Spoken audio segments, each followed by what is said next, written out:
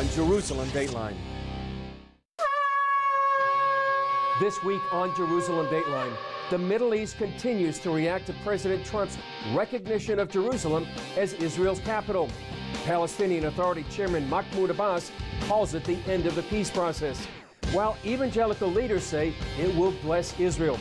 Plus, Jerusalem commemorates the 100th anniversary of the British capture of the city, and a special look at the celebration of Hanukkah, the Festival of Lights. Hello and welcome to this edition of Jerusalem Dateline. I'm Chris Mitchell. The Middle East is still reverberating from the announcement by U.S. President Donald Trump to recognize Jerusalem as the capital of Israel. Trump's decision came nearly 100 years to the day after an earlier milestone in the history of Jerusalem, when the British, under General Edmund Allenby, captured the city and putting an end to centuries of Turkish Muslim rule. Israelis and visitors gathered to witness a reenactment of the time when Allenby received the keys to the city in December 1917. A Hanukkah miracle and a Christmas present. That's what Jews and Christians called the 1917 British conquest of Jerusalem. 100 years later, Jerusalem commemorated the victory with a reenactment. 2 weeks before Christmas, and on the first day of Hanukkah, the British Imperial Army entered Jerusalem under the command of General Edmund Allenby.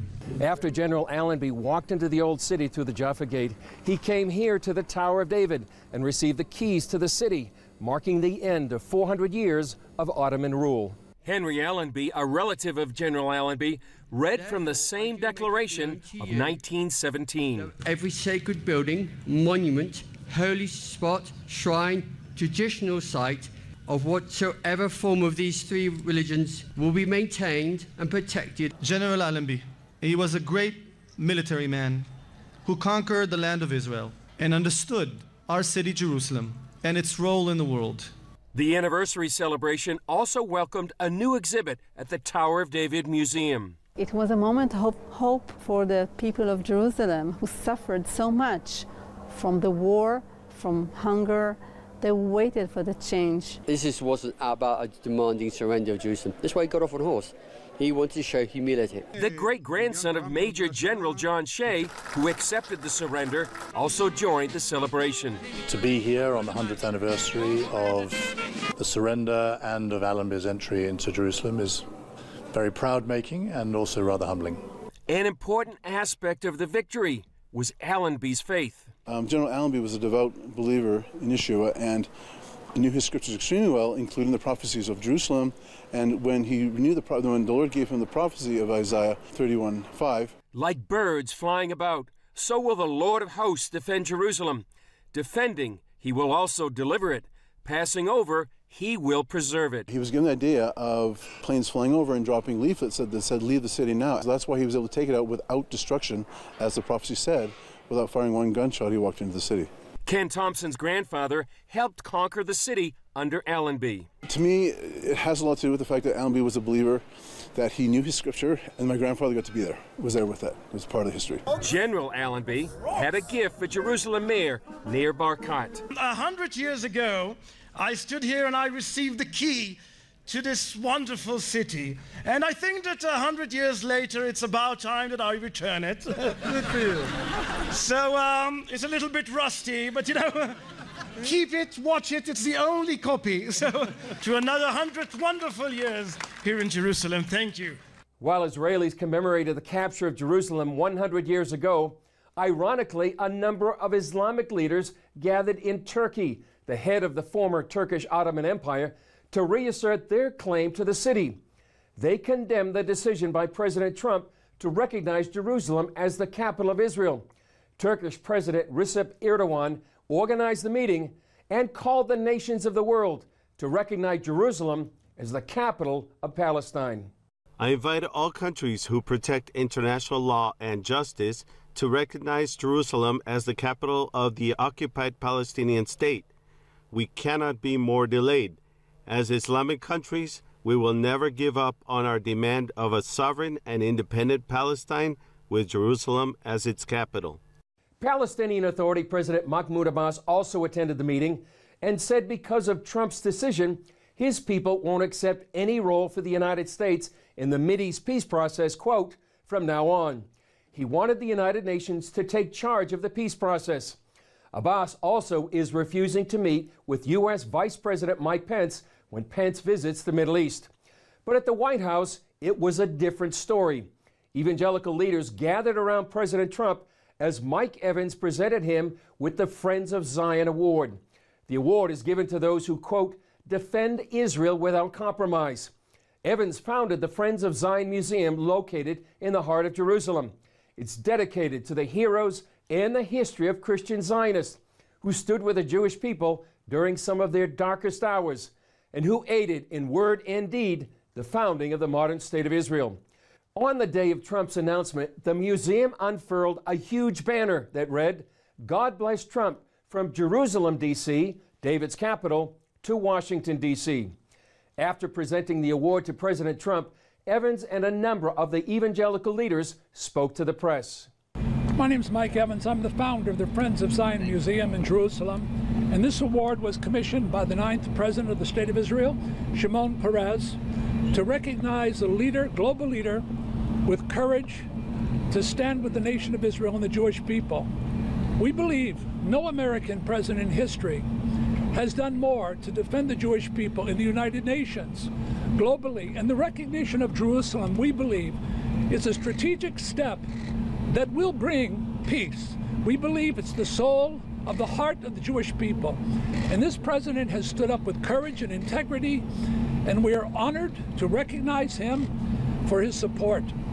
I'm Jensen Franklin. I pastor Free Chapel, and I am profoundly thankful to President Trump for what he did last Wednesday, December the 6th, when he affirmed the city of Jerusalem to be the capital of the nation of Israel. See, we believe as evangelicals that the Jewish people, the nation of Israel, and the city of Jerusalem are intertwined with our faith.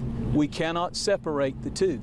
And we believe that when our president and our nation stands with Israel, Genesis 12 boldly declares God will bless those that bless Israel. We care about the Palestinian people. We believe that out of this move that the president has made, there will come negotiations where we dream with them of a land where they will have and their children can prosper and their families can be blessed because God loves them just as much as He does the Jews or the Gentiles. And we're praying for the peace of Jerusalem, and we're so thankful for this opportunity today. Once again, we were so thankful for the open door that our president has granted us to have very open dialogue. And I simply have to say, promise made, promise kept. We were grateful for his recognition of Jerusalem as the capital. God bless you all. Coming up, a look at the history of Jerusalem and why Jews believe it belongs as the capital of the Jewish state. President Trump announced that Jerusalem is the capital of Israel, a position Israel asserted decades ago. But what's the history behind that claim? Gordon Robertson explains why history shows Jerusalem is the home of the Jewish people. Behind me is one of the most controversial pieces of real estate in the world. The Temple Mount is the holiest site in Judaism and the third holiest in Islam. Muslim tradition says that Muhammad traveled here to the Al-Aqsa Mosque on his famous night journey. And that tradition forms the basis for the Palestinians' claim to Jerusalem.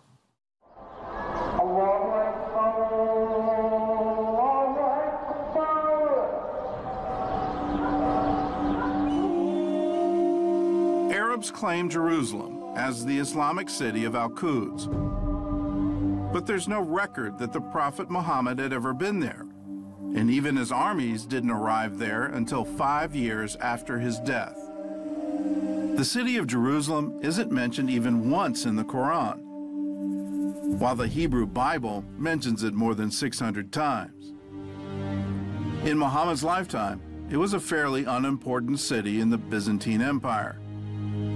It was a Christian city without a single mosque. When the Muslims conquered Jerusalem, they chose to build their mosques on the Jewish Temple Mount, believing it to be a holy site. There they built the Dome of the Rock and the Al-Aqsa whose name was copied from the story of the night journey in the Quran. Several Muslim scholars place the construction of the mosque around 690, while Muhammad died in 632. So how could Muhammad's famous night journey have taken him to a mosque in Jerusalem that wouldn't be built until after his death? The Quran doesn't mention Jerusalem, but says that Muhammad's dream flight took him to Al-Aqsa, which means the farthest place. Early Islamic scholars interpreted that to mean a heavenly place, or the courtyard of Allah. That all changed as Islam evolved into a political force. During the Crusades, the Muslim general Saladin changed Islamic tradition to strengthen the Muslim claim to Jerusalem. He stated that Muhammad's flight took him not to heaven, but to the Al-Aqsa Mosque in Jerusalem. And today, the Jewish Temple Mount is also the third holiest site in Islam, second only to the Arabian cities of Mecca and Medina.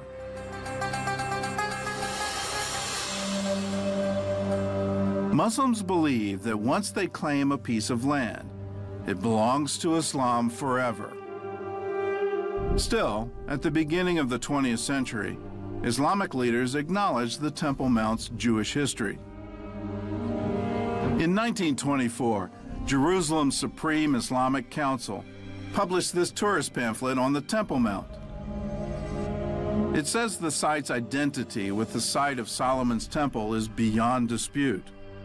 This, too, is the spot, according to the universal belief, on which David built there an altar unto the Lord. The pamphlet also describes the underground chamber the Crusaders called Solomon's Stables.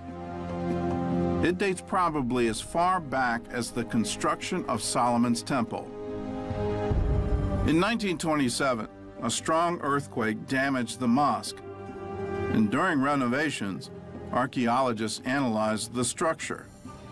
They found beams made from cedar of Lebanon and Cyprus, dating as far back as the 9th century BC, around the time of King Solomon, who had used those very materials to build the first Jewish temple.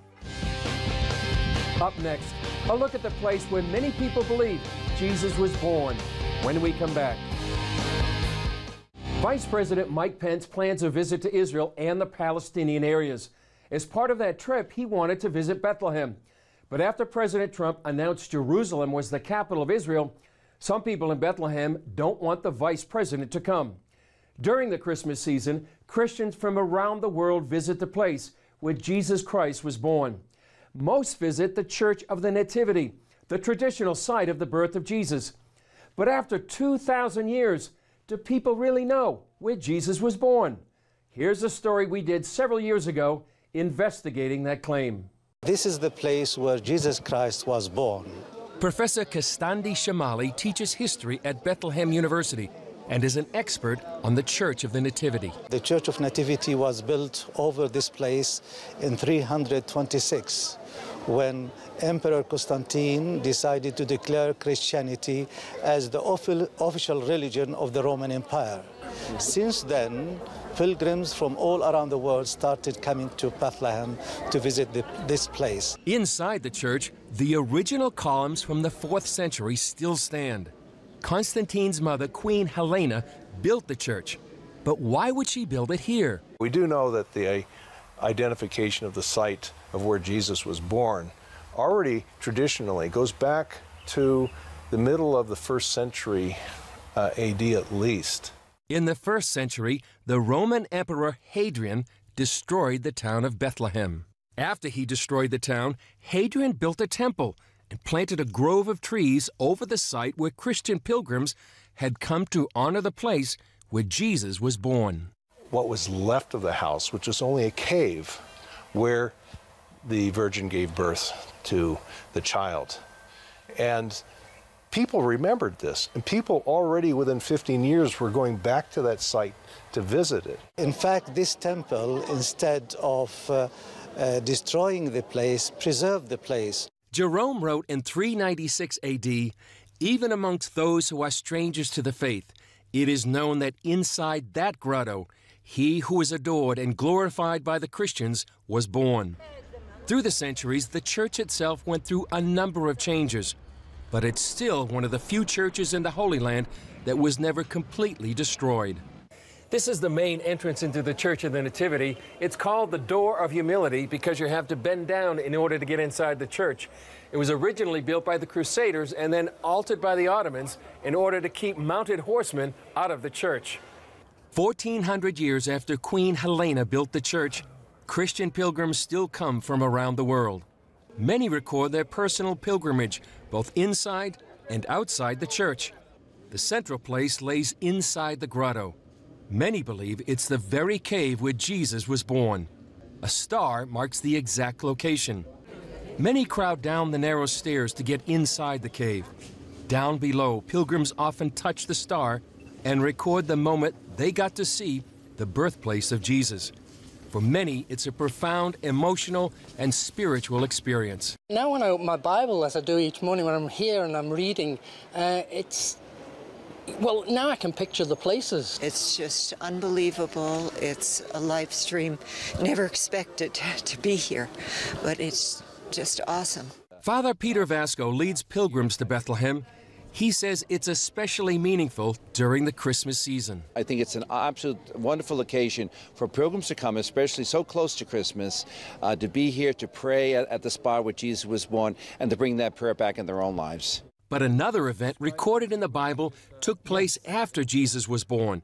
Professor Shamali gave us a rare look underneath the Church of the Nativity. Yes. This is the place where we have the tomb of the innocent children.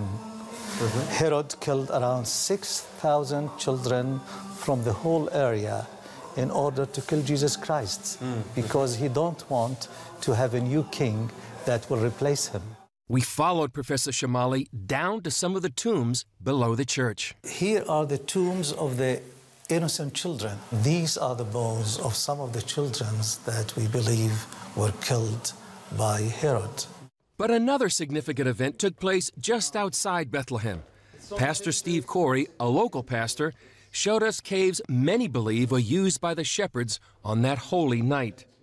Luke 2, 8-11 says, "And there were shepherds living out in the fields nearby, keeping watch over their flocks at night. An angel of the Lord appeared to them, and the glory of the Lord shone around them, and they were terrified. But the angel said to them, 'Do not be afraid. I bring you good news of great joy that will be for all the people. Today in the town of David, a Savior has been born to you. He is Christ the Lord.'" According to history, shepherds would use these caves to store the sheep during the winter, to store their food in the caves, and also places to live with them. You know, the shepherds were very close to their sheep.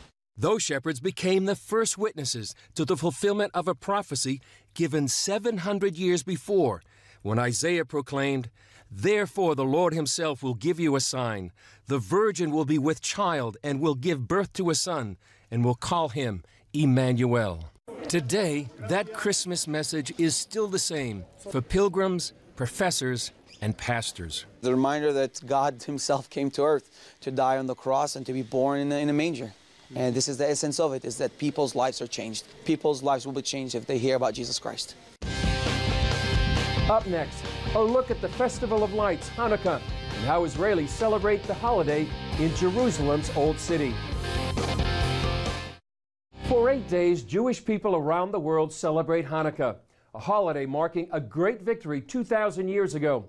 CBN News visited the Old City of Jerusalem to meet one family and take a look at the festive lights. Thousands of Israelis come to Jerusalem's Old City at Hanukkah to celebrate and see the lights.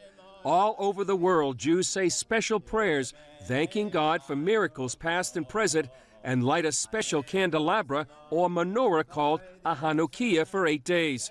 This is a holiday about spirituality. This is a holiday about values. This is a holiday about connecting to God. So many Israelis come here. Everybody's attracted to the light. Also known as the Feast of Dedication, Hanukkah is not mentioned in the Old Testament, but it is in the New Testament. Now it was the Feast of Dedication in Jerusalem, and it was winter. and Jesus walked in the temple in Solomon's porch. CBN News joined Rebecca Spiro and her family for the Jewish celebration. It's a holiday that celebrates religious freedom and our victory against oppression and our ability to rededicate the temple. And her children? The presents and the parties and the lot club. We have groups coming all the time, and we go on trips, and it's fun, and it's just fun. In the 2nd century BC, the Jewish people in Judea revolted against the Syrian Greek conquerors. The Seleucids tried to impose their culture, forcing the Jews to eat pork and forbidding Sabbath observance, Torah reading, and circumcision. Worse still, the Seleucids defiled the Jewish temple in Jerusalem and dedicated it to the Greek god Zeus. Led by a priestly family known as the Maccabees, the Jewish people retook Jerusalem and rededicated the temple. But when they wanted to light the menorah, there was only a tiny bit of sacred olive oil left. We celebrate the 8 days that the menorah burned, which is a miracle. It was beyond nature, and also the military victory. Eating fried foods like potato pancakes and jelly donuts is another Hanukkah tradition. Spiro's family and neighbors also have their own personal tradition to build unity between secular and religious Israelis. Every single year we bring out a table of drinks, and thousands of people come to the old city for Hanukkah to look around and see the menorahs and light, and then we give out hot drinks to all the people that come. Spiro says there's a message in the holiday for today. The world's coming up against Israel. The wolves are circling the sheep. This is nothing new. And the message of Hanukkah is that no matter what happens, our candles burn bright. And civilizations have come and gone, but the Jewish people are still here. It's a wonderful experience to see the lights of Hanukkah in the old city of Jerusalem. We want to wish our Jewish friends around the world a happy Hanukkah. And we also want to send a special holiday greeting to our friends watching us on Revelation TV. That's all for this edition of Jerusalem Dateline. Thanks for joining us. Remember, you can follow us on Facebook, Twitter, Instagram, and YouTube. I'm Chris Mitchell. We'll see you next time on Jerusalem Dateline.